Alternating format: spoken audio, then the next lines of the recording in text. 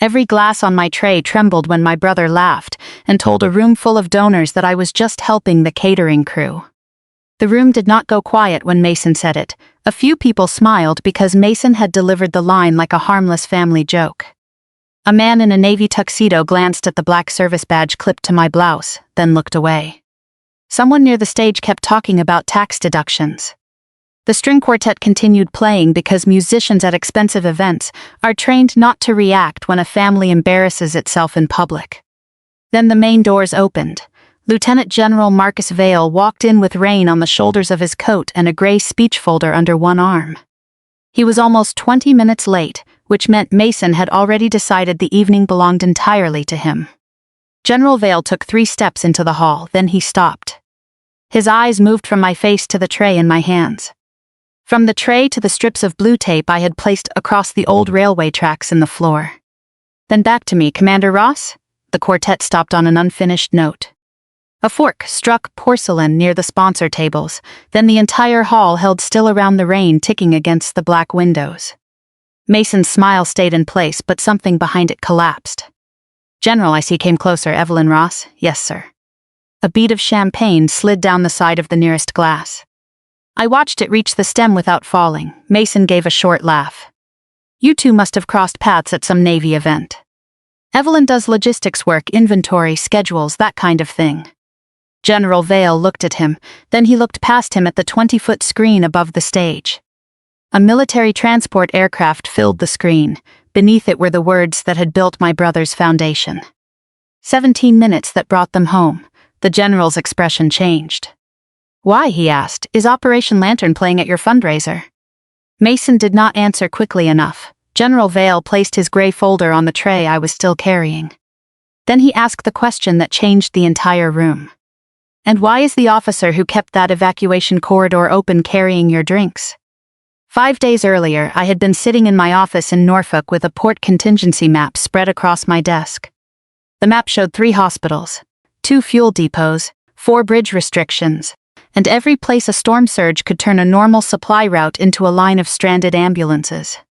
That was my civilian job. Hospitals and ports hired me to find the failures they could not afford to discover during an emergency. My Navy Reserve work was similar, except the consequences came with uniforms, aircraft, and families waiting beside phones. My brother called at 4:17 in the afternoon. Mason never called before dinner unless he needed something. Evie, he said, using the childhood name he only remembered when he wanted me softened. How committed are you this weekend? That depends. On what? On whether this is a real question. He exhaled through his nose. I need help in Charleston. With the gala, you remembered. It has been in every family group message for 6 months. Anchor Home Foundation was holding its largest fundraiser on Saturday night. Mason had spent 3 years turning it from a small rental assistance program into a public symbol of his compassion. The gala was supposed to finance 18 transitional apartments for veterans, moving out of shelters, treatment programs, and temporary motel rooms. How much help? I asked. Our event team is stretched. Mom would have wanted both of us there. Our mother had been dead for 14 months. Mason still knew how to use her in the present tense. I was planning to attend, I said. I have a ticket. A silence followed, not a long one, just long enough for me to hear him rearranging the request. We may need you behind the scenes. What happened? The caterer lost staff. 1 truck is having refrigeration problems. The venue has a strange loading system. You understand movement and timing. That sounds almost like a compliment. Don't make it difficult. I looked at the map on my desk. 18 apartments. That was the part that mattered. How bad is it? If Saturday fails, the matching commitment may not happen. Without the match, the bank could take the unfinished properties. When the loan matures in 6 weeks, Mason said it quickly. Later, I would learn the number attached to that sentence was $480,000. At the time, all I heard was 6 weeks. How many units are occupied now? 11. And the people in them protected under their current leases, probably. Probably is a dangerous word when someone is discussing another person's home. I'll come tomorrow, I said. His shoulders dropped. He thanked me only after he had already started typing. Perfect. Evie, yes, this is donor-facing. No Navy stuff. We need the evening to feel warm, not institutional. I looked at the commander insignia resting beside my reserve phone. I had removed it after a planning call and not yet returned it to its case. I wasn't planning to wear a uniform, I know, I just mean no long explanations about military bureaucracy. These people want a story they can connect to. You asked whether I could solve a loading problem. And I appreciate it. He ended the call before appreciation became a conversation. I sat there for another minute. A strip of blue painter's tape was stuck around my wrist. I had been using it to mark alternate routes on the map. I peeled it off slowly and pressed it to the edge of the desk. My family had always understood the visible parts of work better than the parts that prevented disaster. Mason organized rooms where wealthy people clapped. I built plans for mornings when roads, power grids, and assumptions had stopped working. Neither job was small, only one of us needed the other to appear small. I closed the contingency map, locked it in the cabinet, and stood. The old service injury behind my left knee tightened before I reached the cabinet door. Then I packed civilian clothes. I left my uniform in Norfolk. Mason preferred logistics without the rank, and for years I had let him keep that version of me. The next afternoon, I reached my mother's house in Charleston just before a thunderstorm. The house had been empty for almost a year, but Mason still had not decided what to do with it. He called that respect. I called it postponement with the utilities left on. The porch smelled like wet wood and jasmine. Inside, the air held the faint cinnamon scent of my mother's kitchen, even though no one had baked there since she died. Mason was standing at the dining table with a stack of gala programs and 3 cell phones. He kissed my cheek without looking at me. "You made good time." "You sound surprised. Norfolk traffic. I left early." He nodded as though leaving early were an unusual skill. At the end of the table sat my mother's wooden recipe box. The lid was open. Inside were index cards covered in her sloping handwriting, a folded dish towel, and the small silver recorder she had used during the last years of her life. Arthritis made writing painful, so she recorded recipes while she cooked. 2 cups of flour, a little less salt than your grandmother used. Butter should be cold enough to complain. That was how my mother measured things. I picked up the recorder. The red button was worn smooth. "What is this doing here?" Mason crossed the room and closed the box. "We're using some family items in the lobby display.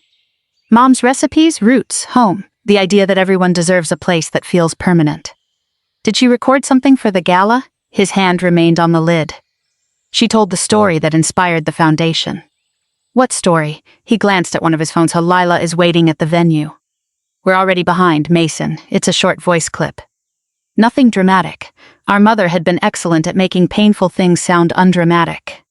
Before I could ask again, Mason lifted the box and carried it toward the door. "I need you to look at the loading dock," he said. "Apparently the building still has pieces of railway track in the floor." He was already outside when he added, "And please don't turn this into an interrogation." I heard the words again when I closed the car door, when the wipers crossed the windshield, and when Atlantic Freight Hall appeared through the rain. Atlantic Freight Hall had been built when Charleston still moved more cargo by rail than by truck. The outside was red brick and tall black windows. Inside, the owners had polished the concrete floors without removing the old tracks. Brass luggage scales stood beside modern cocktail tables. Massive freight doors opened toward the harbor. It was the kind of place where history had been cleaned just enough to become expensive. Mason's name was everywhere. "Mason Ross welcomes you." A message from our founder, Mason Ross, the Ross Vision for Veteran Housing. Anchor Home Foundation was printed below his name in smaller letters. "You like the banners?" he asked. "They're difficult to miss." That is usually the point of a banner. How many families moved into the first phase? 11 veterans. 3 have children. He answered before I finished the question, his chin lifting toward the banners. "And the 18 new units, construction is 70% complete. Saturday closes the gap." A woman with silver hair came through the freight doors pushing an empty cart. Lila Bennett had been my mother's closest friend for almost 30 years. She owned the catering company and still inspected every truck herself, even though arthritis had begun twisting 2 fingers on her right hand. She hugged me with one arm. "You look tired, so do you." "I own a catering company. I'm supposed to look tired." She pointed toward the loading dock. "My refrigerated truck is making a sound that suggests it has found religion." The truck had not found religion. It had lost a compressor. 2 employees had influenza. A third had quit that morning after learning the event would run past midnight. The venue's service corridor was too narrow for Lila's standard carts, and the tracks in the prep area caught the front wheels at the worst possible angle. Mason appeared beside us. "This is what I meant," he told me. "Movement and timing." Lila looked at him. "She has a name." "I know her name. You have not used it since she arrived." Mason ignored that. "We need a solution." I walked the service route once. The refrigerated items could be transferred to the venue's smaller cold room if the dessert racks moved to the east wall. The carts did not need to be replaced. They needed to cross the rail seam at a shallow angle. I took a roll of blue tape from my bag. "Where did you get that?" Lila asked. "I carry tape." "Of course you do." I marked 2 diagonal lines across the floor. "Front wheels enter here. Do not push straight across. Follow the angle, then correct after the second line." One of the younger servers tried it. The cart crossed without a single glass shifting. She smiled. That's it. Mason leaned against the doorway. 21 years in the Navy finally prepared you for cocktail service." The server's smile disappeared. I pressed the tape flat with the toe of my shoe. It prepared me to notice where things stopped moving. He laughed once. No one beside him joined in. A young man in a maintenance shirt had been watching from beside the ice machine. He was lean, broad through the shoulders, and moved his right arm carefully. "That was fast," he said. "Most delays are visible before they become delays." "You military reserve, what do you do?" "Logistics." Mason answered for me. "She manages supplies." The young man nodded as though that made sense, but his eyes stayed on the blue tape. His name was Theo Briggs. He lived in one of Anchor Home's first 11 apartments and worked part-time at the venue while studying heating and air conditioning repair. He carried a brass key tied to a black shoelace around his neck. I noticed it because he touched it whenever Mason discussed the foundation. The next morning, Mason ran the gala rehearsal. Cal Mercer, the production director Mason had hired, sat at the technical console with the yellow cue cards stacked beside his keyboard. Mason controlled the room from the stage. Cal controlled what the room would see and hear. I was checking the service schedule near the stage when a phrase appeared on the teleprompter. 17-minute corridor. I stopped. Mason's was practicing under the lights. 5 years ago, he read, "My family learned that bringing people home is never about heroism. It is about timing, courage, and refusing to accept that the easy manifest is the right one." My hand tightened around the clipboard. The teleprompter advanced. When the route closed, someone found another. "Stop," Mason told the technician. The screen went dark. He turned and saw me. For a moment, neither of us moved. "Where did you get that?" I asked. "Get what?" "The 17-minute corridor." He climbed down from the stage, Mom told me. Mom knew a version. She knew enough. The cue cards in his hand were yellow. The top one had curled at the corner, where his thumb kept pressing it. I held out my hand. "Let me see the script." "No." "Mason, it is an origin story, Evelyn, not an after-action report." One of those sentences came from a letter I wrote. Then Mom remembered it. She never saw that letter. He looked away for half a second. The corner of the yellow card bent beneath his thumb. "Who gave it to you? We grew up in the same house." "Not every sentence you ever wrote is classified property." "I didn't say it was classified. You are doing what you always do." "What is that?" "Making everything sound more important because the military touched it." The words landed softly. He tilted his head and waited, letting the accusation sit between us until defending myself would have sounded like proof. I lowered my hand. "What exactly are you telling donors happened?" "That our family was changed by service, that we learned what home means. That I built Anchor Home because I saw what veterans face when they return." "You never saw me return. I saw Mom wait." "That is not the same thing. It was her story too."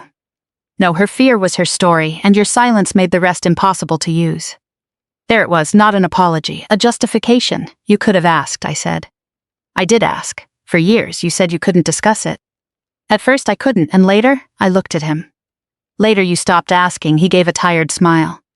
"Maybe because every answer came with a locked door." Then he held up the yellow cards. "This foundation exists because I took something painful and made it useful." "You removed the person it happened to." "I removed military detail donors would not understand." "You removed my name." His expression hardened. "The story belongs to the family." Operation Lantern had happened 5 years earlier, during a joint evacuation in a country I will not name because the place is not important to what my brother did. At the time I was a lieutenant commander assigned to a joint movement control cell. That title sounds administrative.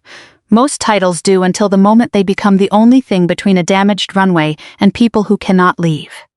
The first attack closed the primary loading area, the second damaged a fuel point.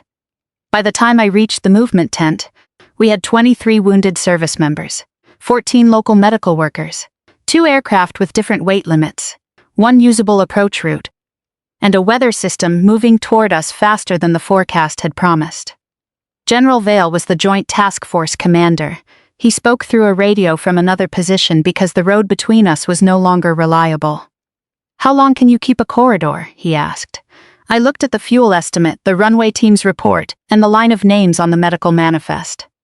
17 minutes after the first aircraft begins loading. "Can everyone move in 17? "No, sir," silence followed. Not confusion, permission to tell the truth. "What do you need?" A different manifest. The original plan prioritized the wounded by category, then medical personnel, then essential equipment.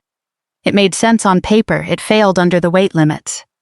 We removed 2 equipment pallets, transferred blood storage to the lighter aircraft, split the medical team, and redirected a ground convoy through a service road that had not been used in months. A captain beside me said the new order looked wrong. He was correct. It looked wrong because emergency decisions often look cruel before they look possible. No one gets left because the easier manifest fits better, I told him. I wrote the revised order myself. The grease pencil snapped halfway through. General Vale approved the change in less than a minute. The first aircraft loaded, the corridor opened, and the clock began. Back in Charleston, Mason had turned those 17 minutes into lighting, music, and a line on a teleprompter. Later that afternoon, Dana Kim gathered us in a small conference room to review the donor commitment. Dana chaired the foundation's board. Before that, she had spent more than a decade working in nonprofit compliance. She read every page as if the smallest sentence might be hiding a knife. "The matching pledge is restricted," she said. "It is attached to the 18-unit expansion, not to general operations." Mason tapped the table. "Everyone here knows that. I am saying it again because Saturday is not a ceremonial transfer. The donor is relying on the representations in the presentation, the financial package, and the governance statement. What representation worries you? None if they are accurate." Her red pen rested on the word founder in the printed program. I asked, "If something happened to the founder, could the restricted pledge remain with the project?" Mason turned toward me. Dana studied my face before answering. "Founders are not institutions. Restricted money can survive a founder. It cannot survive a false premise." "There is no false premise," Mason said. "I didn't say there was. You implied it." "No, your reaction did." He stood. "We are 2 days from the event. I do not need legal riddles." Dana capped her pen. "They stop being riddles when someone ignores them." After the meeting, Mason followed me into the service corridor. He carried a stack of staff badges. Mine had been printed with my full name and the word guest beneath it. He removed it from the plastic sleeve, then he replaced it with another badge. "Event support, you are changing my credential. The floor plan changed." "My credential did not create the floor plan. I need you focused on the service side." "You need me away from General Vale." His face did not change. The plastic edge of the badge clicked against his thumbnail. "Does he know you are using Operation Lantern?" "He knows he is speaking at a veterans housing gala." "That was not my question. You are not turning Saturday into a military ownership dispute." "A military ownership dispute?" The story inspired me. "That is all I am claiming. You are using my words. Mom's words, my decisions, our family's experience." "My name is missing." He clipped the event support badge to my blouse. The pin went through the exact hole left by my guest credential. "You always said recognition didn't matter to you," he said. "It doesn't matter until someone else uses the absence of it as proof that nothing was taken." His voice dropped. "You know what I think? No, I think you resent that I built something people can see." For the first time since arriving, I turned my body toward the exit. Not as a threat to leave, I removed the badge and held it in my hand. Then the loading dock door opened behind us. Theo stepped in out of the rain carrying a box of replacement thermostat parts. The brass key bounced against his chest. Mason took a call and walked away. Theo set down the box. "You leaving?" "I have not decided." He touched the key. "I used to keep every key on one ring," he said. "Shelter locker, work locker, motel room, storage unit." He lifted the brass one. "This is the first one nobody expects back in the morning." I looked at the number stamped into it, 11. What happens to your lease if Saturday fails? I asked. He shrugged. They say current people are protected. Who says Mason? Probably that word again. Theo shifted the box with his good arm. My daughter sleeps over every other weekend now. She picked the room with the yellow wall. How old is she? 4, he smiled. She thinks every apartment comes with one yellow wall. The event support badge was still in my hand. I clipped it back onto my blouse. Not because Mason had won, because my objective had changed. I was no longer there to protect my brother from the consequences of his own gala. I was there to make sure Theo's daughter kept believing a yellow wall could belong to her. By Saturday morning, a storm system over Georgia had delayed flights throughout the region. General Vale's assistant called twice. The first time she said his arrival would be late. The second time she said he might miss the opening program. With every delay, Mason's shoulders loosened and his voice dropped another degree. He moved the origin video earlier and placed the pledge announcement immediately after it. The energy will carry, he said. What if the general arrives during the video? I asked. He won't. You don't know that. I know his plane has not landed. He pointed toward the clock. The venue clock ran 3 minutes fast. Mine did not. Guests began arriving before the service staff had finished placing water glasses. I moved between the prep room and the hall, correcting timing gaps, redirecting carts, and checking the blue tape whenever the humidity loosened an edge. People thanked Mason for supporting veterans. They asked him how he had learned so much about service. He answered with practiced humility. Our family paid a price, he said. It was the kind of sentence that allowed listeners to imagine whatever sacrifice impressed them most. A retired Army sergeant asked where Mason had served.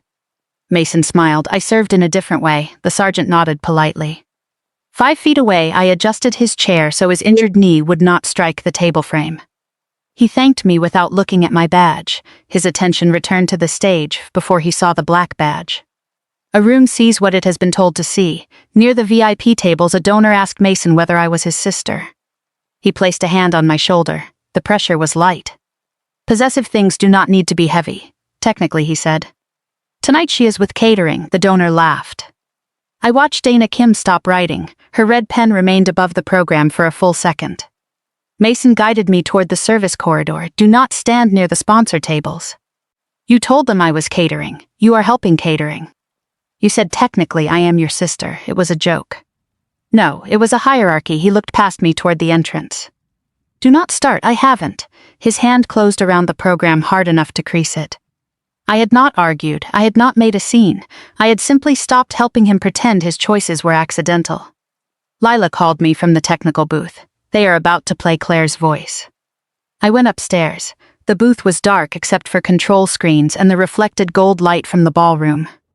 On one monitor, my mother's face appeared above an old photograph of Mason and me as children. Then her recorded voice filled the hall. My son Mason always believed home was something you built for other people. The sentence sounded clean, too clean. My mother breathed through one side of her nose when she was tired.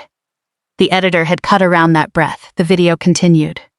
Our family learned during a military evacuation that bringing people home depends on people willing to make hard choices.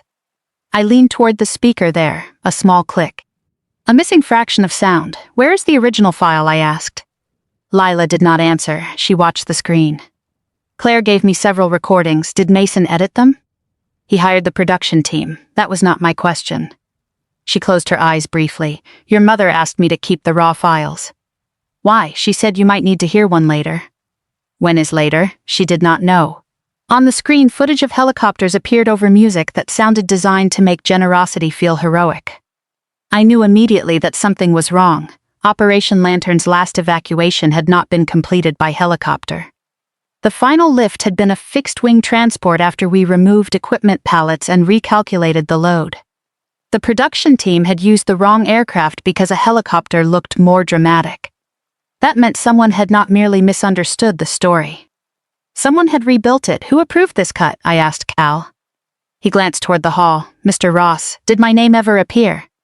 Cal hesitated. In an earlier version. Who removed it? Mr. Ross crossed your name out in the script, and you made the cut.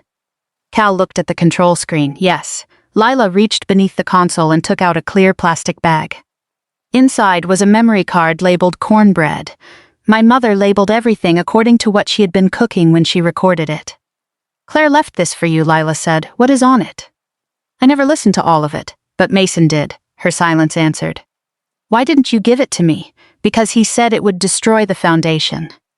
And you believed him? I believed 18 apartments mattered. So did I. Below us, the ballroom applauded. Mason had reached the end of the origin video. Lila held out the memory card. I did not take it. Keep it safe. You do not want to hear it? I do. When hearing it cannot make 18 people homeless. Dana's assistant appeared at the booth door. The donor is ready to sign. I went downstairs. $2.4 million sat inside a leather folder on a table beside the stage. The money had not moved yet. It existed as signatures, conditions, and trust. Dana stood beside it with her red pen. Can you delay 5 minutes? I asked. On what basis? The origin story may not be accurate. May not? I know parts are mine. I do not yet know what Mason represented in writing. I need more than a family dispute, I understand. Mason came behind us. Is there a problem? Dana looked at him. Your sister has concerns about the presentation. My sister is overwhelmed. I turned. Do not do that. Do what? Translate disagreement into instability. 2 donors approached. Mason's smile returned before they reached us. He lowered his voice. Go back to the service area. I need 5 minutes. You have had 5 years to tell your story. And you used every one of them to tell it for me. One donor pretended not to hear, the other did not pretend. Mason's eyes moved toward the entrance. No, General. No interruption. The video ended. Several guests pressed folded programs beneath their eyes. The pledge waited under Dana's hand. Mason checked the closed entrance, straightened his jacket, and stepped onto the stage. Before we announce the future of Anchor Home, he said into the microphone, I want to thank the people who made tonight possible. He named the board, the production company, the donors. The volunteers. He did not name me. I kept both hands level beneath the tray. Then a server carrying champagne crossed the rail seam too directly. The front wheel caught, the tray tilted. I reached it before it fell. I transferred the glasses to my tray and guided the cart along the blue angle. A donor watched me. Are you related to Mason? She asked. Mason had stepped down from the stage. He reached us before I answered. Don't mind her, he said, smiling. She's just helping the catering crew. The main doors opened. Rain moved in with General Vale. He stopped when he saw me. Commander Ross? The rest you already know. What the room did not know was that General Vale had not recognized me because of my face alone. 5 years earlier, during Operation Lantern, I had marked every change in the movement route with blue tape, because grease pencil kept smearing in the humidity. Blue for loading, white for medical transfer, red for routes no one used twice. General Vale had walked through our control point after the last aircraft departed. He had looked at the floor and said it resembled a child's map. I told him children's maps were often clear because children had not learned to decorate confusion. He remembered the tape. He also remembered the officer who had argued with him over 600 pounds of equipment and won. In the ballroom, he stepped across one of my blue lines. Commander, he said again, I thought you were in Norfolk. I was. General Vale looked at my badge, event support. Then at the tray. Then at Mason. You said she was catering. Mason recovered enough to laugh. She volunteered to help. Evelyn is very practical. She is. The general turned toward the room. Practical is the reason 23 wounded personnel and 14 medical workers left a failing air corridor before the weather closed it. No one applauded. A champagne bubble broke against the rim of a glass. No chairs moved. No one reached for a drink, General Vale continued. General Vale placed his gray speech folder on my tray. What exactly did you tell them about Operation Lantern? Mason lifted his hand slightly, only that our family was inspired by service. Whose service? My sister's work was part of it. Part, General, I said quietly. He looked at me. No operational details. He held my gaze for 1 second, closed the folder over the operational pages and nodded.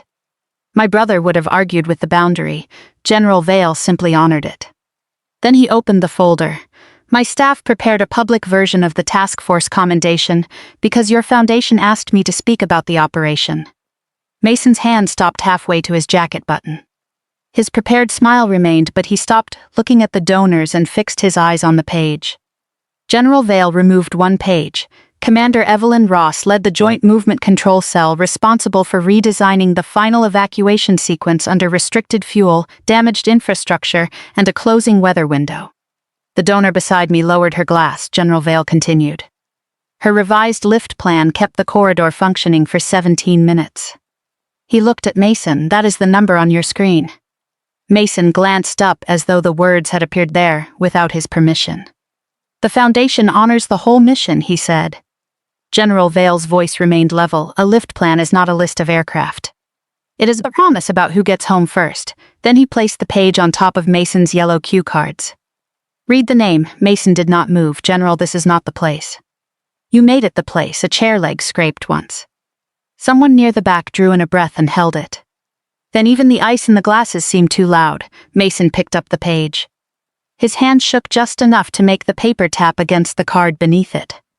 He read my name, Commander Evelyn Ross. General Vale pointed toward the screen. Now read the founder story you plan to tell. Mason looked at Dana. She had closed the leather pledge folder. The red pen was in her hand. This is unnecessary, Mason said. Dana answered. It became necessary when the representation became material. He turned toward me. Tell them, I did not rescue him. I kept my shoulders square and my voice level. I never gave Mason permission to remove my name, I said. I placed both hands flat beneath the tray and said nothing else. General Vale looked at the yellow cue card. Where did this language come from? Mason's face tightened. Our mother. Your mother wrote an after-action letter. No, then someone else did. From the technical stairs, Cal's voice carried into the ballroom. Mr. Ross did. The room turned toward him. He came down holding a thumb drive and a printed version log. Mr. Ross supplied the language and marked Commander Ross's name for removal. I made the edits. I knew what the cut did, and I made it anyway. Dana held out her hand. Give me the files. Cal placed the drive in her palm. The yellow card slipped from Mason's hand. It landed in the narrow groove beside the old railway track. For 2 days I had watched carts catch on that groove. Now his story had done the same thing. Dana stepped toward the microphone. The matching commitment will not be announced tonight. The room finally reacted. People whispered. A board member stood. Mason reached for Dana's arm, then stopped before touching her. You cannot freeze the project because of a credit dispute. Dana looked at his hand. He lowered it. This is not about applause, she said. The Foundation represented its origin, leadership history, and relationship to military service as part of its donor package. The apartments exist, yes, people live in them. Yes, then do not punish them. You are the person who tied their homes to your personal credibility.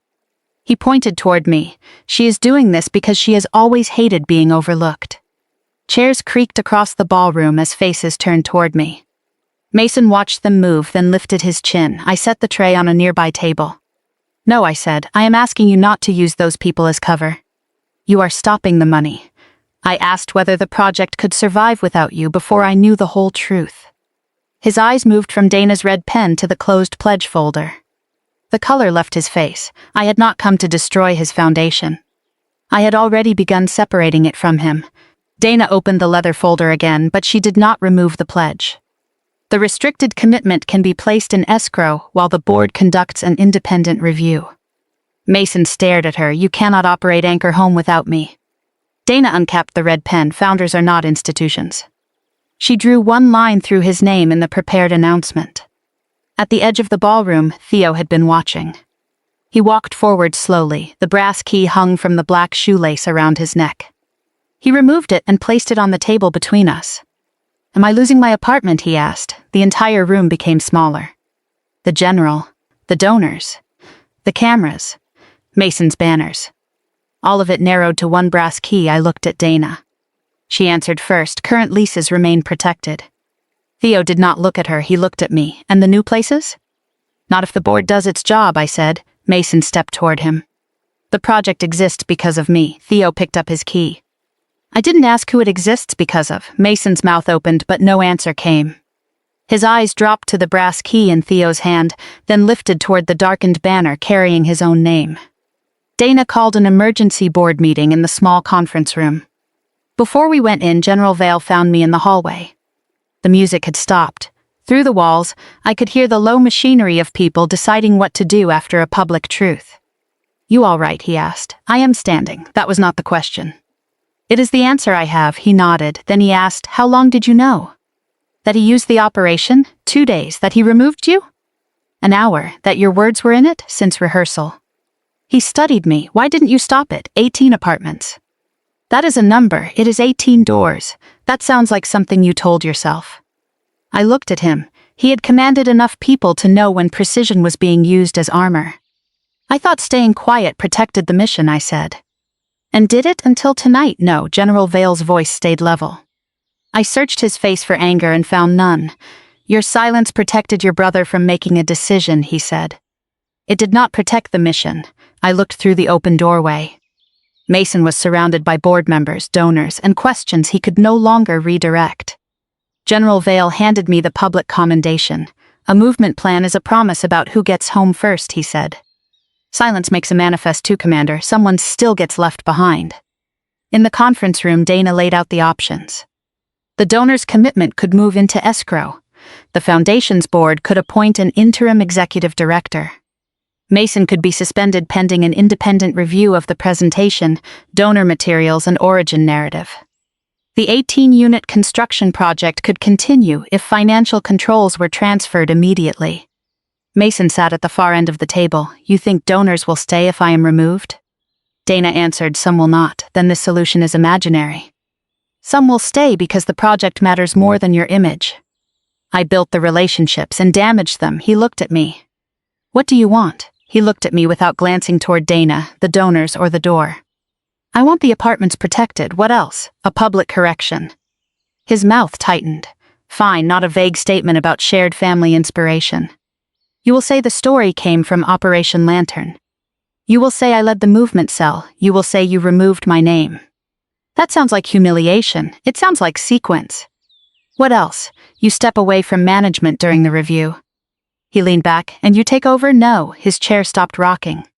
One hand remained suspended above the table. Dana looked at me. You could stabilize donors. I will answer factual questions about the operation. I will not become the new face of a foundation built by turning people into symbols. Mason laughed once. You always do this. Do what? Stand above the thing everyone else has to survive. You think I am above this because I do not want your chair. I think you get to be pure because I did the dirty part. You raised money, you hired people, you built real housing. None of that required stealing my voice. You would have given me nothing. You never asked for permission, you asked for silence. He looked down, his shoulders dropped, his hands opened on the table. Then he said, the bridge loan is $480,000. 6 weeks. If the pledge disappears, the bank takes the unfinished units. Dana wrote the number down. You should have disclosed that to the board. I was closing the gap. You were hiding the deadline. I was protecting momentum. Dana's red pen paused. Momentum is not governance. The board voted. Mason was suspended from operational authority effective immediately. The pledge moved into escrow. Dana retained the chair and assumed full temporary financial oversight. Cal Mercer's production contract was terminated, and the final $24,000 payment was frozen pending review. The review would begin Monday morning. No one cheered. Real consequences rarely arrive with satisfying music. They arrive as signatures, changed passwords, canceled authority, and a person discovering that a room will continue functioning after he leaves it. When the meeting ended, Lila was waiting outside. She held the silver recorder in one hand and the memory card in the other. It is time, she said. The ballroom was nearly empty. Staff had begun collecting glasses. The string quartet packed its instruments without speaking. Mason's banner still hung from the brick walls, but someone had turned off the lights aimed at his name. Lila led me into the kitchen. We sat beside the industrial sink on 2 plastic soda crates. There was nothing ceremonial about it. My mother had recorded her last important message while making cornbread. A dishwasher ran behind us with a steady sound like rain against a metal roof. Lila placed the memory card into the recorder. You do not have to listen tonight, she said. Yes, I do. Why? Because tonight is the first time hearing it cannot cost Theo his home. I pressed play. For several seconds, there was only the sound of my mother moving through her kitchen. A cupboard closed. A spoon struck the side of a bowl. Then her voice came through. Mason, the story is Evelyn's. I stopped breathing. My mother continued. I know you think you are honoring her because she will not talk about it. But silence is not permission. She learned not to ask us for attention because we gave so much of it to you when you were struggling. Lila looked down. The recording went on. I told myself Evelyn was strong enough not to need defending. That is something mothers say when they are tired and do not want to admit one child is easier to protect than the other. My eyes burned. I did not stop the recording. If you use the story, say her name. If she says no, then no is the answer. Do not build a home for strangers by taking one more thing from your sister. A long pause followed. Then my mother coughed. Her voice returned softer. Evelyn, if you ever hear this, I am sorry I let your strength become an excuse for our silence. The spoon struck the bowl again. I do not know what Mason will do. I know the apartments matter. The people in them did not take anything from you. Please do not let them pay for what we failed to fix. The recording ended with my mother muttering that she had forgotten the baking powder. My grip tightened around the recorder until the metal edge pressed into my palm. Not the apology, not the request, the baking powder. Grief is often cruelest when the dead sound ordinary. I sat with the recorder in my hands until the dishwasher stopped. Then I heard movement at the kitchen door. Mason stood there. His jacket was gone, his tie hung loose. Without the stage lights, he looked younger and more exhausted. How much did you hear? I asked. Enough. Had you heard it before? He nodded. Yes, then you knew. I knew what Mom thought. No, you knew what you did. He came into the kitchen. The foundation was already moving. We had commitments. A production team, donors. Mom did not understand what it takes to hold attention. She understood whose story it was. You were never going to tell it. That did not make it yours. I was trying to turn it into something useful. You keep saying that as if usefulness erases ownership. He pressed both hands against the metal prep table. You had the rank, the career, her pride, even when she did not know how to say it. I had failed businesses and debt. You think she was proud of me? She talked about you like you were made of steel. She talked to you, she talked about me. He looked away. His fingers flattened against the metal prep table. He glanced toward the doorway, then down at his hands. When he spoke again, the defense had left his voice, though the damage between us remained. I thought you didn't need the credit, he said. I did not need applause. What is the difference? Credit is the truth. Applause is what people do with it. He rubbed his face. Are we still family? My hand almost moved toward him. Instead, I removed the event support badge from my blouse. I placed it on top of his yellow cue card, which someone had retrieved from the railway groove. Family is not permanent access, I said. He stared at the badge. What does that mean? It means you issue the correction. I said I would. You complete the financial disclosure. He nodded. You cooperate with the review. Another nod. You do not use my name, my service, my words, Mom's recordings, or Operation Lantern again without written permission. Written, yes. You want a contract between us? I want a boundary you cannot edit. His eyes moved to the recorder, then to the badge on the yellow card. He did not argue, and after that, he asked, after that we see whether you can tell the truth when no room is watching. He looked toward the recorder. Did she ask you to forgive me? No, what did she ask? To protect people who did not harm me. He swallowed. So you are saving the foundation? No. I picked up the recorder. I am protecting the mission. The foundation will have to prove it deserves to continue. 6 months later, the 18th apartment opened under a new board structure. Anchor Home still existed, but Mason's name no longer appeared above the foundations. Dana remained chair through the end of the year. An experienced nonprofit director took over daily operations. The donor released the matching funds in stages after the independent review confirmed the housing program itself was legitimate. Mason had misrepresented the origin story, hidden the loan deadline, and built donor materials around a version of my service that erased me. He had not stolen the construction money. That distinction mattered legally. It did not make what he did honorable. He issued a public correction. It was not elegant. Truth rarely sounds elegant when someone has spent years rehearsing around it. He completed the handover and began repaying expenses the review found had been improperly charged to the foundation. By the end of the 6th month, he had repaid $37,400, lost an annual salary of $186,000, surrendered signing authority over 4 foundation accounts, and signed a 3-year agreement barring him from management or fundraising authority at Anchor Home. He and I did not return to weekly phone calls. We did not pose for a photograph beneath a banner. We did not create one perfect conversation that erased the years before it. Sometimes he sent a short message, sometimes I answered. Distance is not always punishment. Sometimes it is the shape honesty takes when closeness has been abused. On the morning the final apartment opened, Theo stood beside the front door with his daughter. She wore a yellow raincoat even though the sky was clear. The new tenants were a former marine mechanic, his wife, and their 6-year-old son. Theo removed the brass key from the black shoelace around his neck. It was no longer the key to his apartment. His locks had been upgraded months earlier, but he had kept it. He handed it to the little boy. "This one stays," Theo said. The boy looked at his father. His father nodded. Then the boy opened the door. Inside, one bedroom wall had been painted yellow. Theo's daughter ran toward it like she had discovered something meant specifically for her. There was a small ceremony outside. Dana spoke. The new director spoke. General Vale sent a letter but did not attend. Mason stood near the back. He did not approach the microphone. I stood farther back than he did. Someone had suggested naming the building after me. I declined.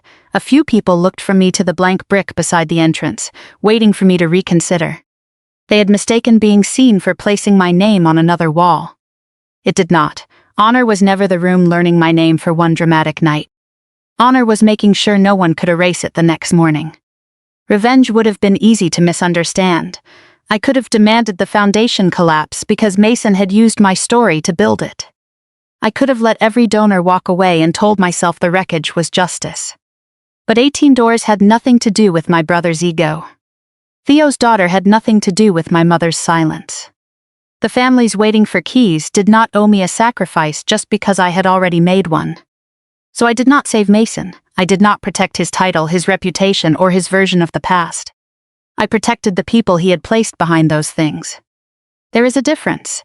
For most of my life, I believed dignity meant remaining quiet while other people misunderstood me. I know better now. Silence can be disciplined. It can also become a room where someone else rearranges your life and calls the new version family history. You do not have to shout to stop them. Sometimes all you have to do is say your own name before they finish removing it. And sometimes the strongest boundary is not a locked door. It is a door that opens for the innocent and stays closed to the person who believed love gave him the right to enter whenever he pleased. If there is someone in your family whose life you only know through the most convenient version, ask a real question before you tell their story for them. You may discover that their silence was never emptiness. It was trust, and trust is not something you get to rewrite.